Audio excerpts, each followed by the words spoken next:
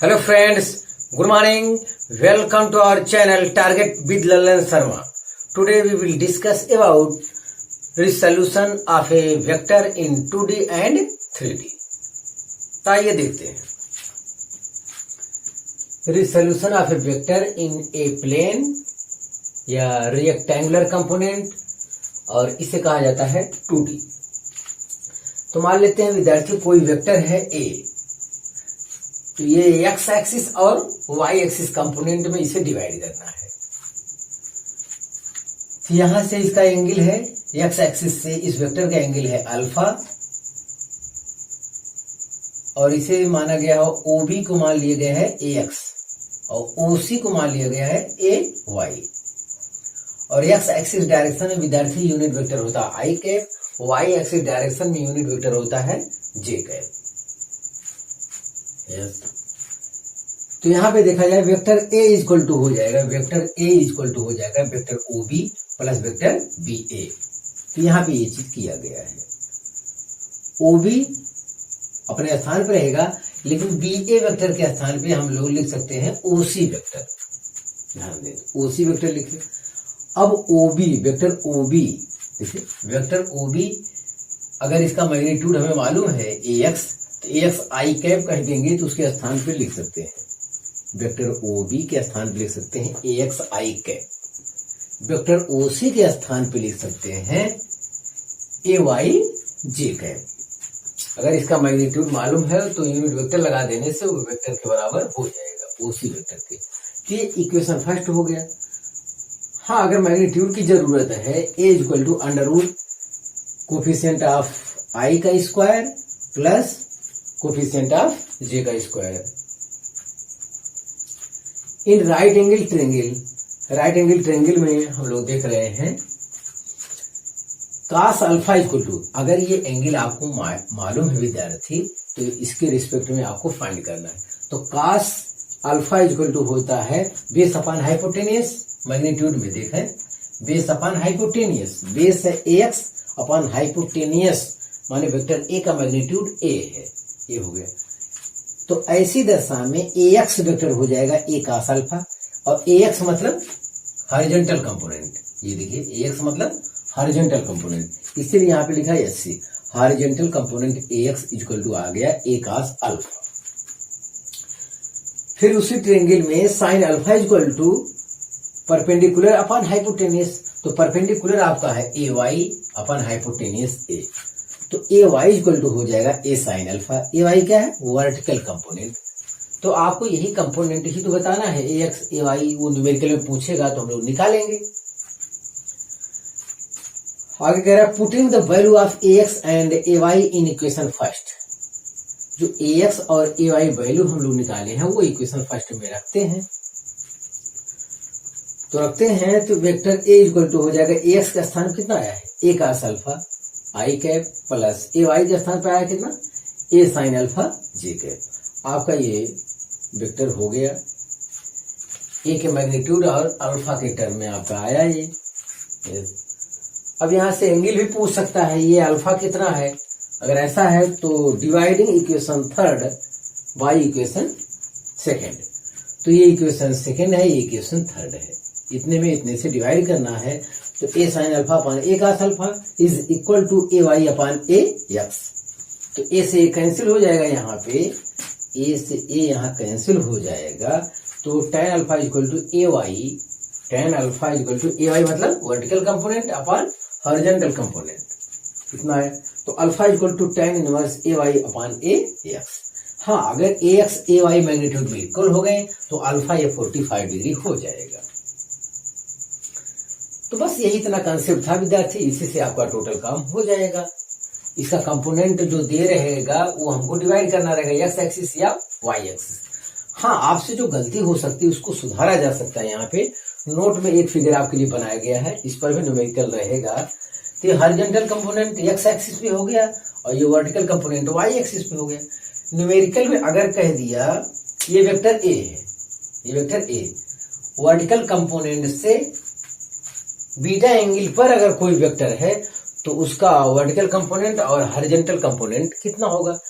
तो ये आप 100% कन्फर्म ही नहीं है कि हमेशा हॉरिजॉन्टल के लिए कास अल्फा ही आता है, कासी वाला ही सिंबल आता है, ये जरूरी नहीं है।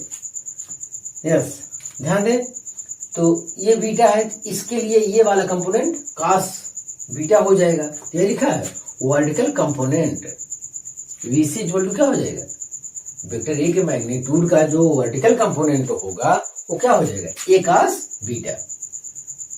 एंगल से लगा हुआ छोटा साइड जो है बेस होता है, ये ए कास बीटा हो जाएगा। अब की हॉरिजॉन्टल कंपोनेंट क्या हो जाएगा, ये वाला कंपोनेंट ए साइन बीटा। यस, हाँ इसे ए भी कह सकते हैं, यहां कह सकते हैं क्या 90 माइनस बीटा बाई बीटा, ऐसा कह सकते हैं, क्योंकि जो टोटल ऐड करने पे कितना 90 आना चाहिए। अगर वर्टिकल कंपोनेंट में यहां साइन ही लिखना चाहते हैं तो ऐसा भी कर सकते हैं क्या, ए साइन क्या 90 माइनस बीटा। अगर कहीं आ जाए, जरूरत पड़ जाए, अगर साइन में ही लिखना चाहते हैं वर्टिकल कंपोनेंट, देखिए वर्टिकल कंपोनेंट साइन में, क्योंकि sine 90 minus theta equal to क्या होता है, कास थीटा। और यहां भी कर सकते हैं A cos 90 minus theta, cos 90 minus theta equal to sine theta. तो ये यहाँ पे विद्यार्थी किया जा सकता है। इस टाइप से आपसे धोखा दे सकते हैं। ये वाला एंगल अगर वर्टिकल से एंगल दे दिया तब भी आप इसे निकाल कर चाहे तो करिए, चाहे इसी के सहारे काम कर लीजिए, क्योंकि दोनों वैल्यू क्या है, एक ही है। हाँ विद्यार्थी, इसे आप कॉपी कर लीजिए। अब हम इस कॉन्सेप्ट पर पहले न्यूमेरिकल देख लेते हैं। हाँ विद्यार्थी, पहला क्वेश्चन देखा जाए। A force of 4 newton is inclined at an angle 60 degree from the vertical, find out it's components along horizontal and vertical directions. तो अब क्वेश्चन पढ़कर सॉल्यूशन पर गौर किया जाए। A force of 4 newton is inclined at an angle 60 degree from the vertical. जो 4 Newton का force है विद्यार्थी, वो वर्टिकल से 60 डिग्री पर है, ऐसा क्वेश्चन में कह रहा है। हमको वही केवल फाइंड है। और find out it's component along horizontal and vertical directions. अब इसका हॉरिजॉन्टल और वर्टिकल डायरेक्शन में कंपोनेंट चाहिए हमको। तो 4 न्यूटन फोर्स का वर्टिकल कंपोनेंट हो जाएगा विद्यार्थी, ये एंगल आपको नहीं मालूम है इनिशियल टाइम में, ये वाला केवल मालूम है। तो ये हो जाएगा इतना कॉस थीटा। तो 4 न्यूटन का वर्टिकल कंपोनेंट हो जाएगा 4 cos 60। तो 4 cos 60 का मान 1/2 होता है। तो 2 2 जार 4, तो 2 न्यूटन आ गया वर्टिकल कंपोनेंट। और इसी फोर्स का हॉरिजॉन्टल कंपोनेंट कितना है, तो horizontal component of 4 newton is equal to 4 sin 60 हो जाएगा। 4 इंटू साइन 60 का मान √3/2, तो 2 2 जार 4, 2√3 न्यूटन। तो आपका वर्टिकल कंपोनेंट और हॉरिजॉन्टल कंपोनेंट आ गया। कोई लड़का कहे नहीं सर हम इधर से लगाना चाहते, ये वाली एंगल लेना चाहते हैं, तो ठीक है, ये वाली एंगल भी मान ले, वो 30 डिग्री है। तो इस एंगल के साथ अगर वो आंसर देना चाहता है तब भी कोई दिक्कत नहीं है। वर्टिकल कंपोनेंट ऑफ 4 न्यूटन हो जाएगा ये, तो कितना हो जाएगा 4 sin 30, 4 sin 30 हो जाएगा। अगर ये एंगल यूज करता है लड़का तो हो जाएगा वर्टिकल कंपोनेंट के लिए 4 sin 30। sin 30 मान 1/2 होता है, तो यहाँ 2 न्यूटन फिर भी आ गया। और 30 एंगल के साथ अगर हॉरिजॉन्टल कंपोनेंट फाइंड करना चाहता है तो हो जाएगा 4 cos 30। 4 cos 30 का मान √3/2 होता है, तो यहां से भी आंसर आया 2√3। तो देखिए आंसर पर कोई इफेक्ट नहीं पड़ रहा है। आप चाहे 60 एंगल का प्रयोग करिए, चाहे 30 एंगल का। 30 एंगल के लिए ये आपका बेस होगा, 30 एंगल के लिए बेस ये होगा, और 60 एंगल के लिए बेस ये होगा। क्वेश्चन 2 देखा जाए विद्यार्थी। A force is inclined at an angle 60 degree from the horizontal. If the horizontal component of the force is 40 Newton, calculate the vertical component. तो इस क्वेश्चन में विद्यार्थी जो फोर्स है वो जो है हॉरिजॉन्टल से 60 डिग्री पर दिया हुआ है, और हॉरिजॉन्टल कंपोनेंट का वैल्यू दिया कितना 40 न्यूटन। तो जो रिजल्टेंट फोर्स है हमारा उसे हम एफ मान ले रहे हैं क्योंकि वो चीज दिया नहीं गया है। ए फोर्स मतलब कोई फोर्स है, a force is inclined at an angle 60 degree from the horizontal. तो हमारा फोर्स क्या है, एफ, वो हॉरिजॉन्टल से 60 डिग्री पर है।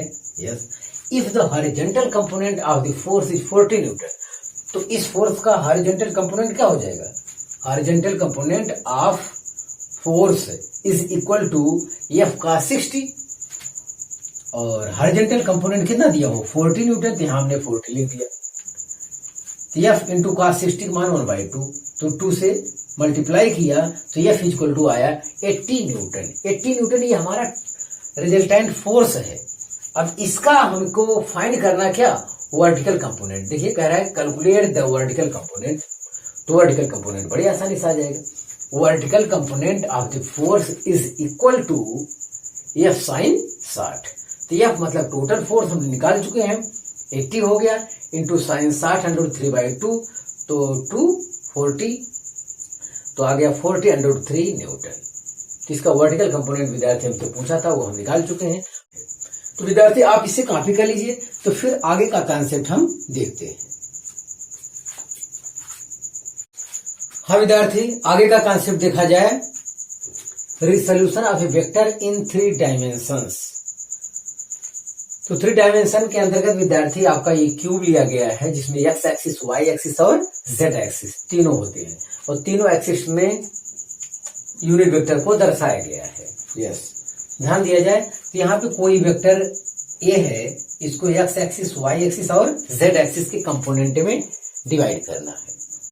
वेक्टर ओ ए को ट्रायंगल मेथड और पैरेललोग्राम मेथड की सहायता से हम आपको समझा रहे हैं। तो vector O A equal to होगा विद्यार्थी, अगर vector O A resultant vector है तो ये आया होगा vector O E vector plus E A vector, O E vector plus E A vector is equal to resultant O A vector. तो ये चीज यहाँ पे है। ये तो हो गया ट्रायंगल मेथड से। अब पैरेललोग्राम का कांसेप्ट हम लोग लगाते हैं, तो वेक्टर ओ ई के स्थान पे हम लिख सकते हैं vector O B plus vector क्या बीई लिख सकते हैं पहले ट्रायंगल मेथड से। वेक्टर ओ बी, अगर वेक्टर ओ ई को रिजल्टेंट मान लें इन दोनों का, तो vector O E equal to हो जाएगा vector O B plus vector B E. यहां तो ये किए हम, और ई ए वेक्टर के स्थान पर ओसी वेक्टर हम लिख सकते हैं। देखिए ई ए वेक्टर के स्थान पे ओसी वेक्टर हम लिख सकते हैं। यहाँ विद्यार्थी आपको डेरिवेशन से मतलब नहीं, अगर नहीं भी समझ में आता तभी कोई दिक्कत नहीं है, आपको लास्ट फार्मूले से मतलब है। तो ई ए वेक्टर के स्थान पे क्या लिख सकते हैं, ओसी वेक्टर हम लिख सकते हैं पैरेललोग्राम का कॉन्सेप्ट लगाकर। ध्यान दें, अब यहाँ पे देखिए ओबी वेक्टर, बीई वेक्टर, देखिए बीई वेक्टर के स्थान पर हम लिख सकते हैं ओडी वेक्टर, क्योंकि एट लास्ट हमको एक्स एक्सिस, वाई एक्सिस और जेड एक्सिस वाले मैग्नीट्यूड पर जाना है। ध्यान दें, तो बीई वेक्टर के स्थान पे हम लोग लिखिए ओडी वेक्टर, और यहाँ ओसी है ही है। अब हम थोड़ा एक्स वाई जेड के क्रम में लिख ले रहे हैं, OB vector plus OC vector plus OD vector. अब इनका मैग्नीट्यूड हम दर्शा चुके हैं। एक्स एक्सिस डायरेक्शन में जो है ओबी वेक्टर का मैग्नीट्यूड एक्स है, ओसी वेक्टर का मैग्नीट्यूड ए वाई है, और ओ जेड वेक्टर का मैग्नीट्यूड ए जेड है। तो अगर मैग्नीट्यूड मालूम है तो उस डायरेक्शन में उसका यूनिट वेक्टर लगाकर वेक्टर में लिखा जा सकता है। तो vector A is equal to आया ए एक्स आई के प्लस ए वाई जे के plus A Z k cap आया। अगर इस वेक्टर का विद्यार्थी मैग्नीट्यूड लेना है, जहां पे आई जे के तीनों आ जाए वो 3D होता है। ध्यान दें, अगर इसका मैग्नीट्यूड लेना है तो magnitude vector A equal to under root A X square plus A Y square plus A Z square. तो ये भी न्यूमेरिकल में रहेगा सर। अब देखते हैं डायरेक्शन ऑफ कॉसिन्स। तो डायरेक्शन के लिए अलग से फिगर देख लिया जाए। ये वेक्टर जो ए आपका है एक्स एक्सिस से अल्फा एंगल बना रहा है, वाई एक्सिस से बीटा एंगल बना रहा है, और जेड एक्सिस से गामा एंगल बना रहा है। ऐसा हम मान ले रहे हैं। अगर बना रहा है तो यहाँ पे देखें, अब आपको ये भी मालूम है सबके क्या होता है, परपेंडिकुलर होता है। यहाँ फिगर में भले ही ना दिख रहा हो, अगर ये परपेंडिकुलर हो रहा है तो cos alpha equal to base upon hypotenuse, तो इस एंगल के लिए x एक्सिस वाला बेस होगा, ये हाइपोटेनियस सही है, ax अपॉन a हो जाएगा। तो ax इक्वल टू हो जाएगा, x एक्सिस डायरेक्शन वाला कंपोनेंट ax इक्वल टू क्या हो जाएगा, a cos alpha. cos beta equal to अब की बार हो जाएगा ay अपॉन a।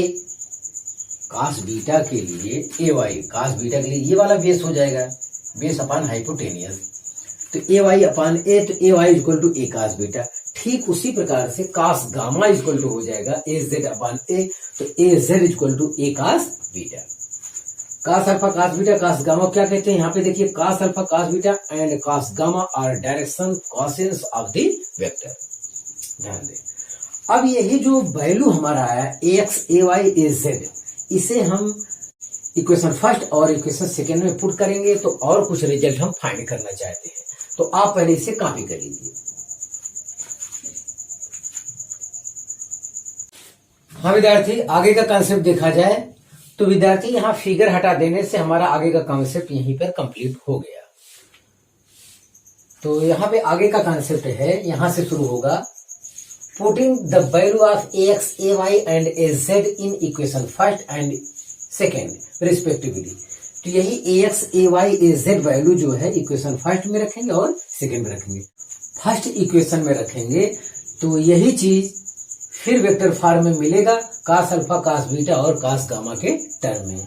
ध्यान दें, तो ax के स्थान क्या लिखेंगे, a cos अल्फा, ay के स्थान पे a cos बीटा, az के स्थान पे a cos गामा, यही पे रख देंगे तो ये फिर वेक्टर फॉर्म में आपको मिल जाएगा। वेक्टर a इक्वल टू आ जाएगा a cos alpha i cap plus a cos beta j cap plus a cos gamma k cap. Yes, अगर यही ax ay az वैल्यू हम इक्वेशन 2 में पुट करते हैं विद्यार्थी, तो यहाँ a स्क्वायर आप मानिए, अगर रूट हटा देंगे तो क्या हो जाएगा, ये a स्क्वायर हो जाएगा। यहाँ पे देखिए ये चीज क्या है, a स्क्वायर हो जाएगा। अब ये वैल्यू को पुट करते हैं, देखिए a स्क्वायर हो जाएगा, a square is equal to हो जाएगा ax स्क्वायर, ax की वैल्यू क्या है, a cos alpha square plus ay की वैल्यू क्या है, a cos beta square, az की वैल्यू क्या है, a cos गामा स्क्वायर। यहां से आया, अब अपना स्क्वायर करके सब रख दिए हैं, तो a स्क्वायर यहाँ सब में से कॉमन आ रहा, बाहर कर लिए, इन ब्रेकर जो आया cos square alpha plus cos square beta plus cos square gamma, तो a स्क्वायर से a स्क्वायर कैंसिल हो गया।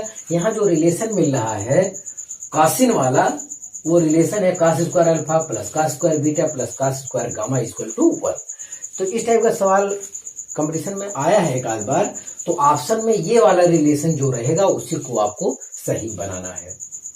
अगर यही रिलेशन साइन में करके दे दे ऑप्शन में, तो या मल्टीपल चॉइस वाला क्वेश्चन दे दे जिसमें 2 ऑप्शन करेक्ट हो, तो ये भी करेक्ट हो जाएगा और ये भी करेक्ट हो जाएगा। यही चीज साइन में कन्वर्ट करते हैं, तो cos स्क्वायर अल्फा का स्थान लिखेंगे 1 minus sine square alpha, cos square beta का स्थान लिखेंगे 1 minus sine square beta, cos square gamma के स्थान पे लिखेंगे 1 minus sine square gamma equal to 1।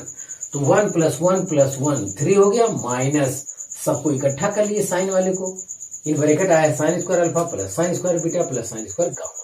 चलो इनको उस तरफ करते हैं तो ये पॉजिटिव हो जाएंगे और एक इस तरफ आएगा नेगेटिव हो जाएगा। 3 माइनस 1 कितना आएगा 2। तो एक रिलेशन यहाँ से हमको ये मिल रहा है sine square alpha plus sine square beta plus sine square gamma is equal to 2। तो ये रिलेशन भी करेक्ट है और ये रिलेशन भी करेक्ट है, दोनों पर आपको गौर करना चाहिए। तो विद्यार्थी आप इसे कॉपी कर लीजिए। अब इस कंसेप्ट पर भी प्रॉब्लम को सॉल्व करते हैं। हाँ विद्यार्थी, अगला क्वेश्चन देखा जाए, find out the angle made by vector A is equal to i cap plus j cap plus k cap vector from x y and z axis respectively. तो इसके सोल्यूशन के लिए विद्यार्थी वेक्टर ए इक्वल टू ये लिखा है, इसका magnitude निकाले हम लोग, तो मैग्नीट्यूड आया √3। यहाँ पे ए एक्स इक्वल टू 1 दिया है, ए वाई इक्वल टू भी 1 दिया है, ए जेड इक्वल टू भी 1 दिया है, इतना हो गया। अब ये एंगल पूछ रहा है तो हम लोग कॉसिन वाला भी कंसेप्ट पढ़े हैं, cos alpha equal to x upon a, तो एक्स 1 अपान √3 हो गया। तो यहाँ पे अल्फा एंगल पूछा है, अगर एंगल लिखना चाहते हैं तो अल्फा इक्वल टू यही चीज हो जाएगा cos inverse 1 upon √3। Yes, cos beta equal to हो जाएगा ए वाई अपान ए वाई भी 1 है, ए √3 है, तो cos बीटा इक्वल टू आया 1 अपान √3, तो beta equal to cos inverse 1 upon √3 आया। cos gamma equal to a z upon a, तो ये भी आया 1 अपान √3, तो गामा इक्वल टू आया cos इनवर्स 1 अपान √3। तो ये नॉन एंगल नहीं आया, नहीं तो आया होता, कुछ ऐसा दे देता वैल्यू जिससे यहाँ पे नॉन एंगल आता। तो बहरहाल अगर कासिन पूछता है तो ये आपका आंसर होगा, cos alpha cos beta cos gamma, तो यही लिखेंगे। और अगर एंगल पूछ रहा है तो ये आंसर है इसका। तो हम समझते हैं कंसेप्ट समझ में आ गया होगा विद्यार्थी। इस टाइप से कोई भी सवाल रहेगा तो आप इसी टाइप से करिएगा। ये वेक्टर जो है आपका ये बदल सकता है, तो वेक्टर बदलने से मैग्नीट्यूड बदल जाएगा, अलग अलग वैल्यू आ जाएगी, तो अलग अलग एंगल दिखाई पड़ेगा, ऐसा हो सकता है, ध्यान दें। क्वेश्चन नंबर 4 देखा जाए, ये तो 2D का है। The sum of 3 vectors shown in figure is 0. What is the magnitude of vector OB and vector OC? ये फिगर आपने दिया गया है, ये OB है, ये OC है और ये OA है, लेकिन OA जो यहाँ पे है 10 न्यूटन दिया हुआ है, ध्यान दें फिगर में है। तो ये गिवन है, इसका हमें लाभ लेना चाहिए। तो ये गिवन है OA vector plus OB vector plus OC vector equal to क्या है, 0 है। OA कहिए या OA वेक्टर का मैग्नीट्यूड ये किसके इक्वल होगा, ये OC वेक्टर इस डायरेक्शन में जो होगा विद्यार्थी, OC sin 45 के इक्वल होगा। ध्यान दें, इसका मतलब OA वेक्टर का मैग्नीट्यूड OC sin 45 के क्या होगा, इक्वल होगा। वही किया गया, OA वेक्टर का मैग्नीट्यूड OC sin 45 के हमने इक्वल किया है। OA वेक्टर का मैग्नीट्यूड 10 न्यूटन दिया है, तो हमने रख दिया 10 न्यूटन। OC अननोन है, यहां रहने दिया। sin 45 1 अपान √2 होता है, तो ये प्रोडक्ट किए हम, तो OC इक्वल टू आया 10 √2 न्यूटन। यस, एक आंसर आपका ये हो गया। अब कहिए OC वाला पहले क्यों निकाले हैं, क्योंकि ये OA वाला हमें फाइंड था, तो इसका ये कंपोनेंट यहां से मिल जाता है इसकी सहायता से। अब यहाँ OC अगर फाइंड हो गया है तो हम OB वेक्टर बड़े आसानी से निकाल लेंगे। OB वेक्टर का मैग्नीट्यूड देखिए, OB वेक्टर का मैग्नीट्यूड ये किसके हो जाएगा, OC इस डायरेक्शन में अगर आप लेना चाहेंगे तो OC cos 45, तो यही चीज लिखा OC cos 45। तो OB जो है OC cos 45 को बैलेंस करेगा, तो हम बराबर कर दिए। OC हम निकाल चुके हैं 10 √2 और cos 45 1 अपान √2, तो √2 से √2 कैंसिल हो जाएगा, ये आएगा 10 न्यूटन। OC वेक्टर का magnitude 10 √2 Newton and OB vector का मैग्नीट्यूड 10 न्यूटन आया। विद्यार्थी ध्यान दें, तो आप इसे कॉपी कर लीजिए। हाँ विद्यार्थी, लास्ट कंसेप्ट और देख लिया जाए, multiplication and division of a vector by a scalar.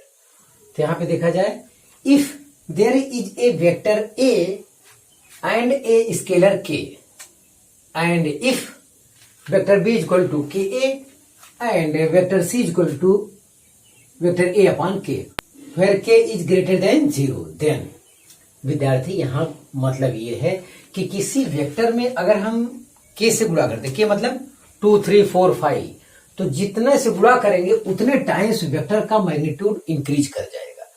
अब वो वेक्टर ए रहा होगा, आपने 5 से गुणा कर दिया तो एक नया वेक्टर हो जाएगा। नया वेक्टर मान लेते, उस वेक्टर का नाम क्या है, वेक्टर बी हो गया। तो पहले ये वेक्टर इतना लंबा रहा होगा, अब आपने 5 से गुणा कर दिया तो 5 टाइम्स बड़ा हो जाएगा। तो ये वेक्टर ए है, ये वेक्टर बी है, यही चीज है। तो मैग्नीट्यूड उतना टाइम्स इंक्रीज कर जाता है, बट वेक्टर ए और बी के बीच का एंगल कितना होता है, 0 होता है। ध्यान दिया जाए। अब अगले कंसेप्ट गौर किया जाए, कोई वेक्टर ए है, उसमें हमने मान लेते हैं 5 से डिवाइड कर दिया, यहाँ पे के है, मान लेते हैं 5 से डिवाइड कर दिया, तो पहले वेक्टर मान लेते हैं इतना बड़ा रहा होगा, तो 5 से डिवाइड कर दिए तो अभी बहुत छोटा हो गया। अब इस वेक्टर को एक और दूसरा नाम दे देते हैं, वेक्टर सी। तो 5 से डिवाइड करने पे वेक्टर का मैग्नीट्यूड कम हो जाएगा, बट देखिए जितने से डिवाइड करेंगे उतने टाइम्स कम हो जाएगा, बट ए और सी के डायरेक्शन कितना रहेगा, 0। बट ए और सी का डायरेक्शन सेम रहेगा और उनके ए और सी के बीच का एंगल जो होगा वो 0 डिग्री होगा। और नोट में न्यूमेरिकल के लिए आप देख लीजिए, कभी जरूरत पड़ने पर इसका उपयोग कर सकते हैं। When a point P have coordinate x, y, z, then its position vector, अगर कहीं कोऑर्डिनेट में विद्यार्थी जा रहे x, y, z, तो इसको पोजीशन वेक्टर के रूप में लिखा जाता है। अगर पॉइंट P है तब P के लिए तो vector OP equal to x i cap plus y j cap plus z k cap numerical में उपयोग होता है, ध्यान दें। मैथ वाले लड़के तो पढ़ेंगे, लेकिन बायोलॉजी वाले लड़के नहीं मिलता है तो डायरेक्ट प्रॉब्लम पे ही आते हैं वो लोग। When a particle moves from point x1, y1, z1 to x2, y2, z2, then its displacement vector, अगर डिस्प्लेसमेंट वेक्टर विद्यार्थी इस टाइप से पूछा जाए तो मान लेते हैं ये पहला वाला हो जाएगा, बाद वाला, तो बाद वाले में से पहले वाले को क्या करेंगे, सब्ट्रैक्ट कर देंगे तो हमें डिस्प्लेसमेंट वेक्टर मिल जाएगा।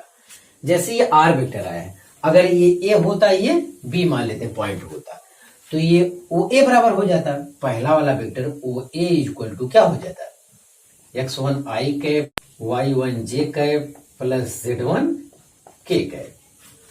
फिर ओ बी इक्वल टू हो जाएगा x2 आई कैप y2 जे कैप z2 के कैप हो जाएगा। अब आर वेक्टर, जैसे आर वेक्टर कहें या ए बी वेक्टर कहें, दोनों एक ही बात है। ए बी वेक्टर मतलब position vector of b minus position vector of a, इस टाइप से लिखा जाता है। बाद वाला माइनस पहले वाला, position vector of b minus position vector of a. तो जब इस टाइप से कंसेप्ट का प्रयोग करेंगे तो यही विद्यार्थी आपका आएगा। तो ये चीज जानना चाहिए, तो आप इसे कॉपी कर लीजिए।